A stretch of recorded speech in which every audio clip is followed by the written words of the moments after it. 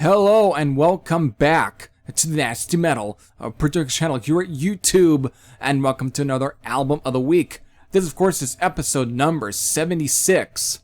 Now, for this week's pick goes to, of course, the debut album for, of course, former Scorpions and UFO alumni, as, of course, is none other than the German Axeman, Michael Schenker, with, of course, the Michael Schenker Group self-titled debut album.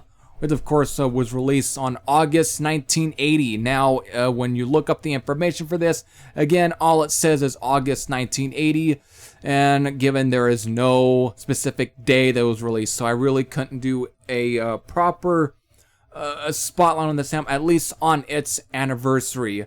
But, you know what, it's not a big deal. I am at least spotlighting the album anyways, so in many ways, it's already, it's pretty much, again, it's 40 years old. Man, and for those who probably grew up with this album, this is definitely a pretty great fucking achievement anyways. Again, for 40 years for a classic debut album. Again, this definitely marked a new beginning for, of course, the German Axeman. Again, after plenty of stints with, of course, Scorpions, 2 times. First time was, of course, the early days to about Lonesome Crow, and, of course, leaving Scorpions in 1973, to then, of course, go on and play with UFO, and, of course, that spanned from, of course, 1974's Phenomenon, all the way up to at least Obsession, to, of course, then Strangers in the Night, and both in 1978 and 1979, and, of course, then on that same year of 1979, Michael Schenker briefly returned to Scorpions to, of course, help write on the Love Drive album. Of course, having pretty much working on another piece of meat and Coast to Coast. And I believe that, and of course, the title track. Those are definitely some of the songs that I know for a fact that at least he definitely had some co-writing credits to. But that, again, that was only a brief run. But in 1979, and he left there a bit and also was then beginning to put together a new band again called the Michael Schenker Group. And then of course, we then go to 1980. But before I really go into the lineup, the original initial, again, lineup for the Michael Schenker Group actually pretty much consisted of Michael Schenker, Gary Barden, and of course, Billy Sheehan, and of course, Danny Kermassi, if I, let me reread that. Yeah, Danny Kermassi, who, of course, I'll definitely get into these two. I mean, Billy Sheehan is definitely best known for his work, and of course, Talus, David Lee Roth, and of course, even Mr. Big.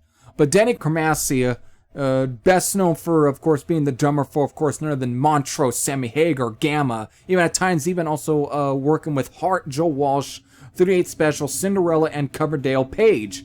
For those who are probably wondering about Cinderella, that would be Long Cold Winter. But that was, and they only recorded a 4-track demo that is found on the reissues for, of course, the first Michael Schenker Group album. And it's very interesting hearing early versions of some of the songs that would eventually be on this album, which, again, are none other than Looking Out From Nowhere, and, of course, I believe even Get Up and Get Down, I think, was the song. I think that later on, I think, got turned into Feels Like a Good Thing. I don't know. That's just me. It's been a while since I had heard any of those tracks. But again, there's plenty of songs that didn't make it to any of the Michael Schenker Group albums. But that was the original lineup. After that, I guess the working process with, of course, drummers, with drummer Danny Kermassi and, of course, bass player Billy Sheehan didn't really last after that. It was then off to finding new other members. And that's, of course, when, of course, he ended up working with Roger Glover, who, of course, again, is the producer on this album.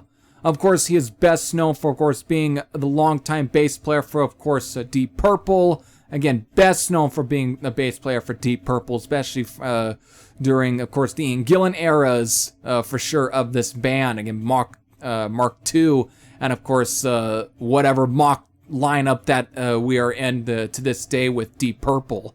And of course, is also even did plenty of production work with plenty of bands. Also, one being Judas Priest, of course, working with, again, Sin After Sin.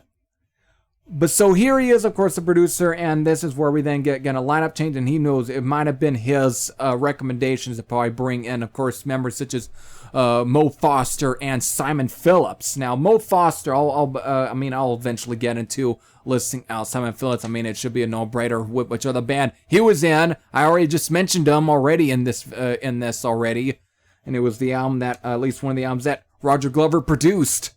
Anyways, for Mo Foster, his work at the work, of course, comes from Roger Glover, and of course, Jeff Beck and Gary Moore. But for Simon Phillips, he is definitely best known for, of course, drumming on none other than Sin After Sin. Another album, again, like I just pointed out, that Roger Glover produced for. We get him, and then, of course, we also have... we also have a keyboard player, Don Airey, who, of course, the list of bands with him is fucking crazy. Don Airey has been the keyboard player for numerous fucking artists, ranging from the mid to late 70s to, of course, to the 1980s and to present. I mean, just go through some of the bands that Don Airey has worked with, that being Strife, Black Sabbath, and, of course, on Never Say Die. Rainbow, plenty of occasions, of course, another than Down to Earth for Rainbow, and of course, Difficult to Cure. And of course, then, of course, after that, even working with Ozzy Osbourne, of course, on actually the same year as this sound. That's, of course, none other than Blizzard of Oz, which eventually I'll get to spotlighting this year.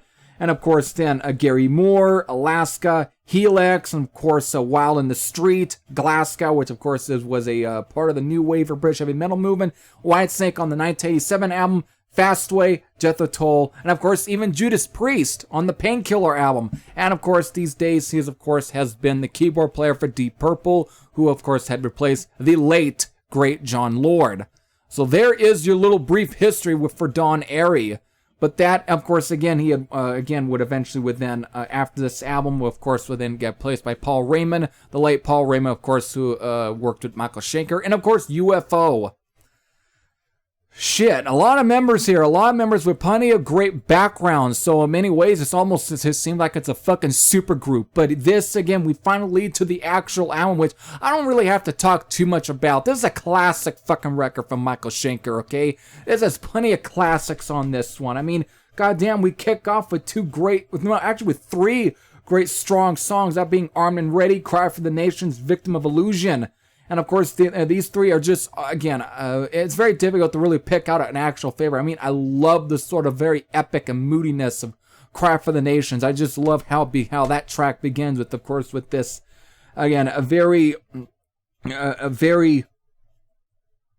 almost reggae kind of Jamaican feel, but to then, of course, then with then bursting into that explosion, which just definitely sets the whole mood for the song, which is almost at times very dark for it, but goddamn, it's one of my absolute favorites off this album. And of course, then Feels Like a Good Thing, Into the Arena, which is also one of the most classic instrumental songs. I put that next to, of course, the song Narita from, of course, Riot, in terms of just great fucking metal instrumentals. Goddamn, what a great fucking track that is. And then, of course, other ones, again, Looking Up From Nowhere, and one of my personal favorites off this sound, that being Lost Horizon, which is a 7-minute epic, moody, brooding, slow, a heavy track with, again, just freaking Michael Schenker's very great fucking tasty guitar licks on this one. Good lord, and that whole that riff, and it's goddamn what a fucking great track that is. Goddamn, what that is a classic fucking riff there, and it's just so great. And it's got a heavy feel to it too. But it's just slow, it's brooding, and it's very heavy as well for what it is. Even though it does have a melodic structuring to it, but it still has a way of just being heavy. I mean, it's not doom metal. It's not close to being doom, but it just has a very slow and just brooding fucking feel that just really elevates the whole goddamn track. But I mean, even towards the end, it just gets very the pacing does kind of get bumped up a bit. It definitely rises up, but goddamn, it's just a freaking journey throughout that whole song. Just epic in many ways. It's a freaking great track for me. But there's other very cool little songs on here. We got Beijiu Pleasure, which is a 2-minute and 20-second instrumental that is, again, it's very melodic. It has a very moody feel, but again, with plenty of Michael Schenker's very cool, tasty guitar licks on this one as well. Very almost kind of Queen-esque though, actually. For some reason, it gives off a little of a Queen-esque feel. Very something that wouldn't be too far off of like a Day at the Races or a Night at the Opera in some ways. Definitely kind of wouldn't be too far off from there. It's crazy that Michael Schenker and Brian May haven't done anything together. I mean, these two, on this track, it seems like there's a very similar comparison in terms of style, even though Michael Schenker's more of a technical guitar player compared to Brian May. But they seem that there's just, for some reason on this track, there seems to be a little bit of a striking resemblance almost in style. And it's very something. It's very cool. But of course, we then have the ballad that's his Tales of Mystery.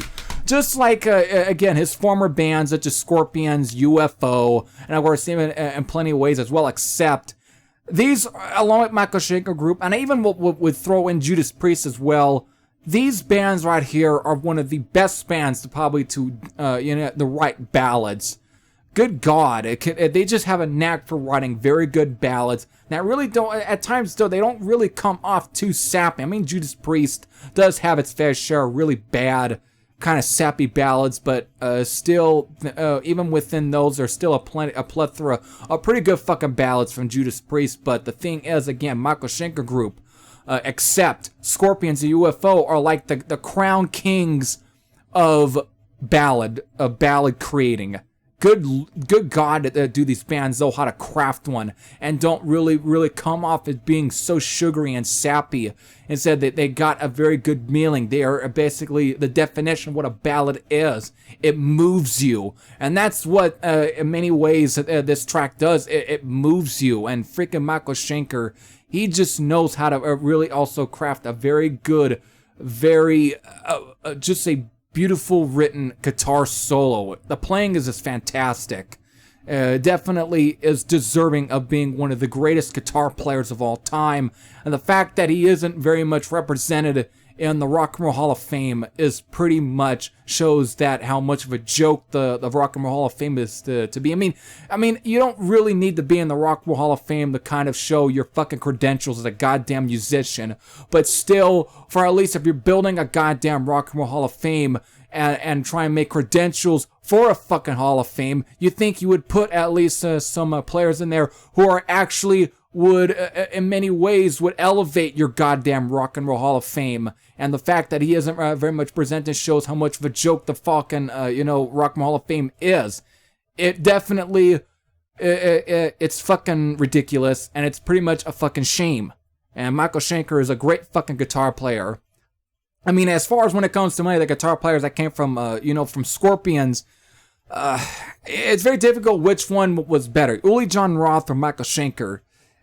Even though I think they're both fantastic guitar players and both know how to craft a structured guitar solo and a structured song compared to other fucking guitar players. I don't have to name any names, even though I know which one I'm looking at.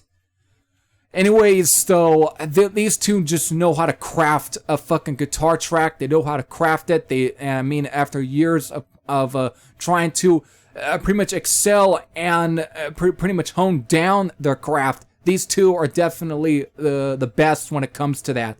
They just had a way of just honing in their own craft, then their structuring, and these two are some of the best. But if you have to kind of give a little edge, I guess Uli would be one to kind of get the little edge above Michael Schenker. But Michael Schenker, it definitely belongs in there, and this album is proof to that. Even as some of his work in UFO is proof. I mean, rock bottom for fuck's sake. But this has plenty of that, and good lord, just a fucking great guitar player. So there.